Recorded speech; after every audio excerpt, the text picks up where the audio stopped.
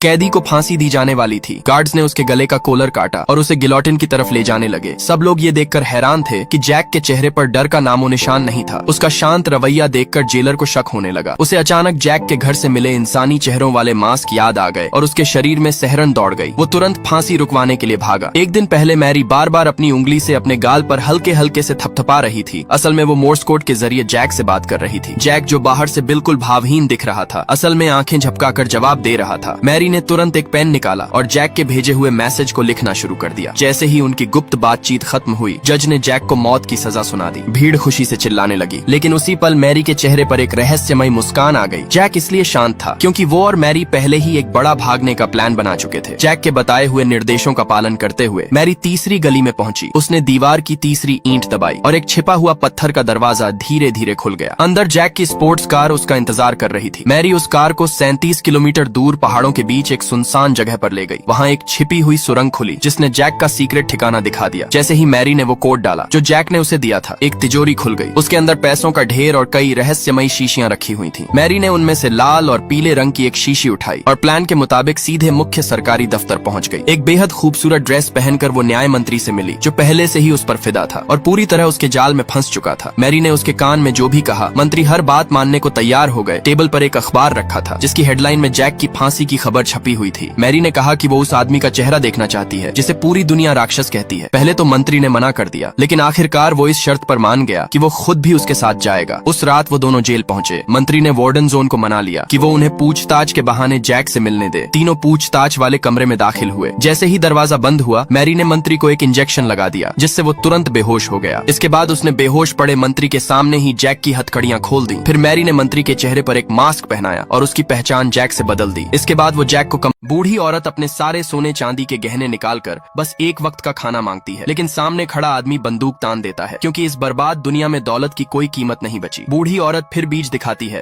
ताकि खाना उगाया जा सके, मगर आदमी उसे भी ठुकरा देता है। आखिर में बूढ़ी औरत अपनी बेटी को सौदे में रखने की बात करती है और यही बात आदमी को सोचने पर मजबूर कर देती है क्योंकि वह 7 साल से अकेला जी रहा है। कुछ पल बाद वह दोनों को अंदर आने देता है, पहले उनकी तलाशी लेता है, फिर उन्हें खाना खिलाता है और खाना खत्म होते ही बूढ़ी औरत अपना वादा निभाकर बाहर चली जाती है। अगले दिन जब माँ बेटी को जाना होता है, बूढ़ी औरत फिर रुकने की बात करती है और खेती में मदद की पेशकश करती है, लेकिन आदमी शक में फिर बंदूक उठा लेता है। इसलिए बूढ़ी औरत चुपचाप चली जाती है, मगर लड़की वापस लौटती है हाथ में चाकू लेकर। आदमी तुरंत सतर्क हो जाता है, लेकिन लड़की उसी चाकू से उसकी दाढ़ी साफ कर देती है। उसकी मासूमियत और नरमी आदमी का दिल बदल देती है और वह उन्हें रहने देता है बिना ये समझे कि यही उसकी सबसे बड़ी गलती है।